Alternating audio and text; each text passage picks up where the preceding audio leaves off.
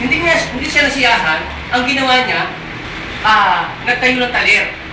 Nung magtayo siya ng talir, then, sumunod, sabi nga po, nung magtayo ng talir, hindi nasiyahan, nagtayo ng, nag-fabricate ng jeep.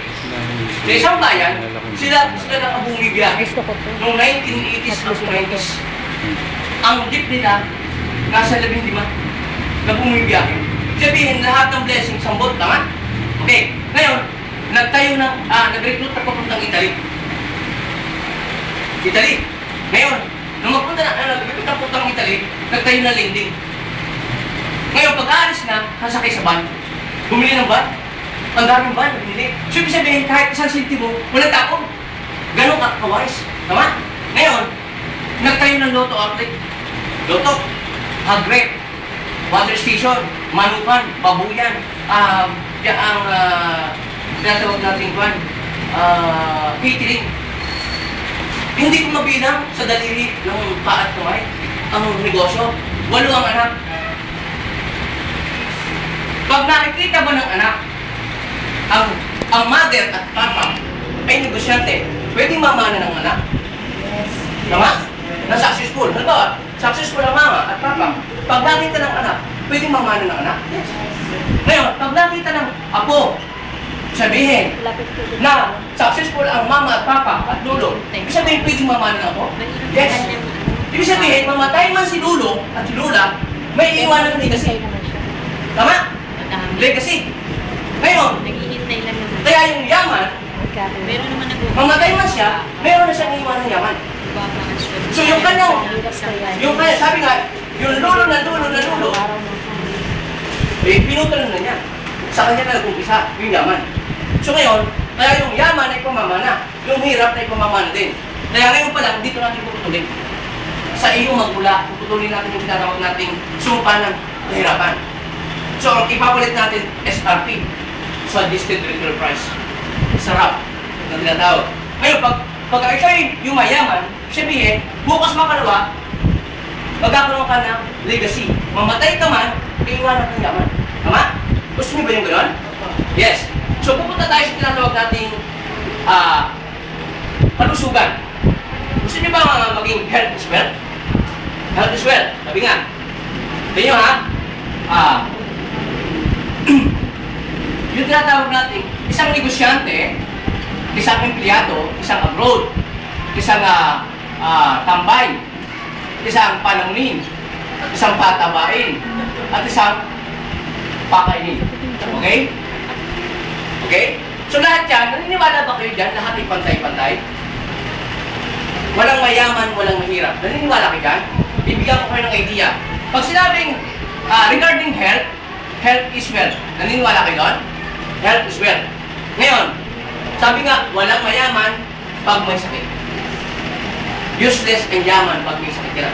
So talo siya na mahirap na walang sakit. Tama? Ngayon, sabi nga, health is wealth. Ngayon, pag may health, may tao. Naniniwala kayo? Hindi pwedeng may tao na walang health. So, pag may tao, may body. Tama? Pag may body, anong nangyari? Hindi pwedeng may body na walang tao. Magiging multo. Tama? So, pag may body, ang body ay nagkakasakit. Naniniwala kayo doon? Tama? Ngayon, ang maganda dito, sa inyo ha, pag nagkasakit ang body, saan pupunta? Sa ospital. Correct? Pag pumunta sa ospital, anong mangyayari? Magkakaroon ng gamot. Tama?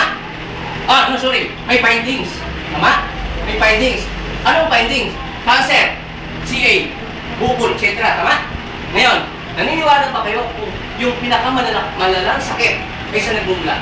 Sipon, ubur, lagnat, trangkaso, maya-maya napansin mo, CA na pala, cancer. Ganun. So, ngayon, pag may findings, ibig sabihin, may gamot. Pag may gamot, may gastos. Naniniwala kayo? Pag may gastos, madidepress ka. Tama? Depress ka. Pag na-depress ka, ano susunod? May stress ka. Tama? Pag na-stress ka, anong nangyayari? Affected ngayon, ano na affected ngayon sa'yo? Yung tinatawag nating body. Patutunayan ko sa'yo. sakit pa lang ng ngipin, buong katawan mo na, hindi na makatrabaho. Naniniwala ka doon? So, ibig sabihin, totoo pala, pag masakit ang ngipin, pag masakit ang body mo, buong katawan. Tama? So, pag affected ngayon ng body, maapektuhan niya ano maapektuhan niya yun? Yung iyong job. Tama? Pag naapektuhan ng job, dito papasok. Di affected ng job, maapektuhan niya yun ang iyong income. Naniniwala ka doon? So, pag affected na ang income, ang mangyayari doon, affected mo ngayon ang family.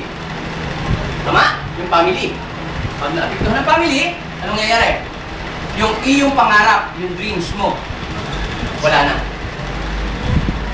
So, ito yung senaryo ng buhay. Sabi nga, walang mayaman, walang mahirap. Naniniwala kayo? So, ibig sabihin, health is wealth. Kailangan mo mag-invest saan? Mag-invest ka ngayon? Saan? To your health.